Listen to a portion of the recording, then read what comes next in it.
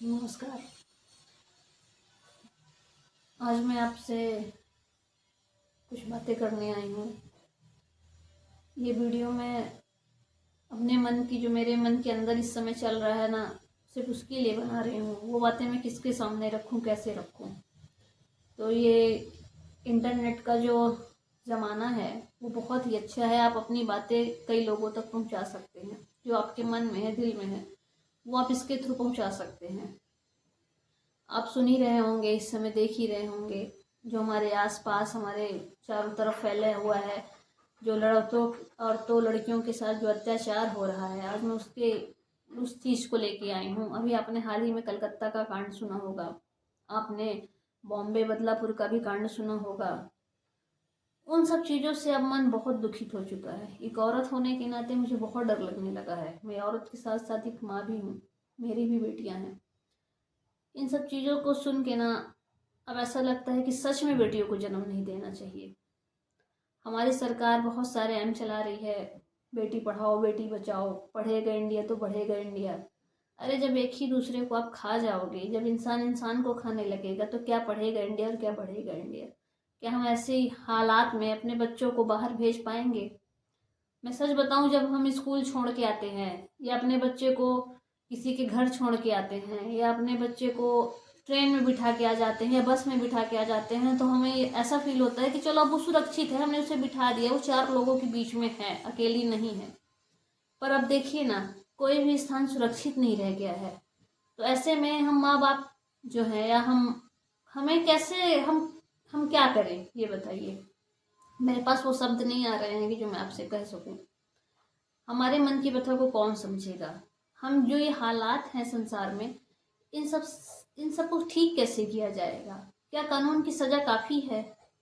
क्या इस सज़ा का किसी को अब डर रह गया है। अगर इस सज़ा से लोग डरते तो ऐसी हरकतें, ऐसी घटनाएं क्यों हो रोज रोज, आए दिन होती हैं। कुछ तो न्यूज़ और चैनल के थ्रू या नेट के थ्रू सामने आ जाती है, पर सारी न्यूज़ें सामने नहीं आ पाती हैं। बहुत सारी ऐसी घटनाएं हैं जो सामने नहीं आती हैं लोगों के।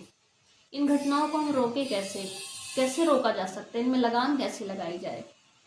फांसी हो जाएगी, ठीक है, आप ऐसा क्राइम करोगे तो आपको फांसी की सज़ा दी जाएगी, ऐसा हमारे यहाँ का कानून कहता है।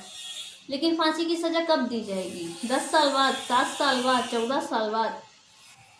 उस बीच में कितने क्राइम हो जाते हैं, ये पता है ना, आप सबको पता है। तो इसके लिए हमें आवाज़ उठानी पड़ेगी। आवाज़ हमें क्या उठानी पड़ेगी, हम आवाज़ उठाने का कोई मतलब नहीं है। आवाज़ क्या उठाएंगे, जो कैंडल मार्च निकलते हैं उनसे क्या कुछ हो जाता है। जिस माँ बाप के बच्चों के साथ ऐसी घटनाएं होती है ना, उनसे जाके पूछिए। आंदोलन करने से, कैंडल मार्च निकालने से या तोड़ फोड़ करने से उनको संतुष्टि मिल जाती है क्या? उनके बच्चे लौट आते हैं क्या? उनकी बेटियां लौट आती हैं? नहीं। मुजरिम को सजा भी हो जाती है, पर क्या माँ बाप के मन को तसल्ली होती है?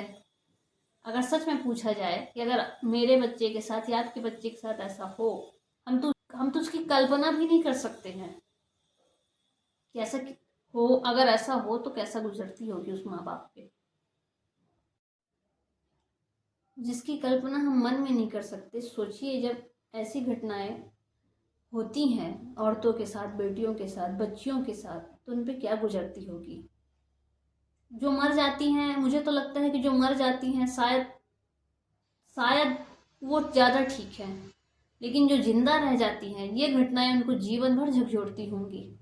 क्योंकि मैं औरत हूँ, इसलिए मुझे इस दर्द का एहसास है। मुझे पता है कि अगर ऐसे आपको राह चलते अगर कोई छेड़ दे या गलत निगाह से देख ले, तो आपको पूरा दिन आपका कैसे गुजरता है।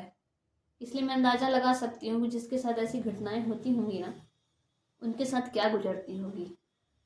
पर सवाल ये उठता है कि ऐसी घटनाओं को रोके कैसे। क्या हम सरकार के भरोसे रह सकते हैं कि कानून के भरोसे रहेंगे? हमको खुद इसमें कुछ बदलाव लाना पड़ेगा, खुद जागरूक होना पड़ेगा। तो मेरी सभी माताओं, बहनों, भाइयों से अनुरोध है कि ये जागरूकता हमें अपने बीच में अपने से ही शुरू करनी पड़ेगी। हमारे जो बेटे हैं, जो हमारे भाई हैं, हमें उनको ही हम संसार के सबको तो नहीं समझा सकते, 150 करोड़ जनता है, सबको नहीं समझाया जा सकता है। लेकिन अगर ये पहल हम अपने घर से, अपने भाई और अपने बेटे से करें कि हम अपने बच्चों को समझाएं, अपने बेटे को समझाएं, गलत गुड टच बैड टच जो हम सिखाते हैं, अगर वो हम अपने बेटे को सिखाएं कि बेटा तुमको किसी भी लड़की को, किसी भी औरत को ऐसे टच नहीं करना है, ये गलत है, यहाँ टच नहीं करना, ये गलत है। बेटा मेरा 3 साल 4 साल का है तो भी उसके दिमाग में ये चीज़ हमें भरनी होंगी कि हमें किसी भी औरत को या किसी भी लड़की को इस तरह से टच नहीं करना है, ये बहुत गलत है। जब भी आप ऐसा कुछ करो तो ये सोच लो कि तुम्हारे भी दीदी है, बहन है, माँ है, बुआ है। औरतों से एक ही रिश्ता नहीं होता, औरतों के से कई रिश्ते होते हैं। औरतें आपकी बुआ भी हैं, माँ भी है, दीदी भी है, चाची भी है, बहन भी है। उन रिश्तों को याद करो। ठीक है, किसी लड़के की बहन नहीं होती होगी, माना कि उसके बहन नहीं है, लेकिन माँ तो है ना। कोई भी पुरुष आकाश फोड़ के तो धरती में नहीं आता है ना, एक माँ के थ्रू ही इस संसार में जन्म लेता है ना। तो प्लीज़ उस चीज़ को सोचा करिए, उस बारे में सोचा करिए। हमें ये अपने बच्चों के दिमाग में डालना होगा। और मेरे भाइयों से भी अनुरोध है कि आप जब 4 दोस्त या 4 भाई एक जगह खड़े होते हैं, किसी गली नुक्कड़ में मिलते हैं, तो उन 4 में से एक तो कोई अच्छा ही होगा जो अच्छी सोच रखता होगा। तो प्लीज़ वो अपने दोस्तों के बीच में, अपने जो हमारे फ्रेंड सर्कल है उनमें ये जागरूकता लाए कि हमें कभी भी किसी औरत या किसी बहन बेटियों को गलत तरीके से नहीं देखना है, नहीं छेड़ना है। वो भी किसी की बहन बेटियां हैं, इज्जत करो उनका, सबका सम्मान करो, उनको भी जीने का हक है। भगवान ने सिर्फ इस संसार में मर्द और पुरुष से ही संसार की सृष्टि की रचना की है, उसके साथ खिलवाड़ मत करो, हमें उसका कोई हक नहीं बनता है। अब मैं यही आज कहना चाहती थी, मुझे लगा ये सबसे अच्छा माध्यम है ऑनलाइन के थ्रू। ये मेरा वीडियो जो भी देखेगा, हो सकता है मैंने सारी बातें तो मैं नहीं बोल पा रही हूँ, लेकिन मैंने जितनी भी बोली है अपने मन की बातें मैंने बोली हैं। तो आप सबसे अनुरोध है कि इस वीडियो से आप ज़रूर कुछ, जो भी मैंने अच्छी चीज़ बोली उस चीज़ को ज़रूर फॉलो करिएगा। और शुरुआत अपने घर से करिए, अपने बच्चों को समझाइए। आपका बेटा चाहे 2 साल का हो या 4 साल का हो, हमको उसके दिमाग में ये चीज़ें भरनी होंगी। अभी से शुरुआत करेंगे तब वो जाएंगे, जब अपनी एक एज में आएंगे तो शायद उनको वो चीज़ याद रहेगी कि हमें ऐसा नहीं करना है। मैं यही चाहती हूँ, आप सबसे मेरी यही अनुरोध है, यही विनती है कि प्लीज़ हमें इसकी शुरुआत अपने घर से ही करनी पड़ेगी। हमें कानून के भरोसे या जो भी है सरकार के भरोसे नहीं रहना है। अब इसकी शुरुआत हमें अपने आप से, अपने से स्वयं से करनी है। तो प्लीज़ आप सब इसमें सहयोग करिए, हेल्प करिए और अपने अपने घरों से इस बात को, इस जागरूकता फैलाएं। अगर कोई गलती मैंने कुछ गलत बोला हो, मेरे मुंह से कुछ निकल गया हो, वैसे मैंने ऐसा कुछ बोला नहीं है, तो उसके लिए मैं क्षमा चाहती हूँ। धन्यवाद।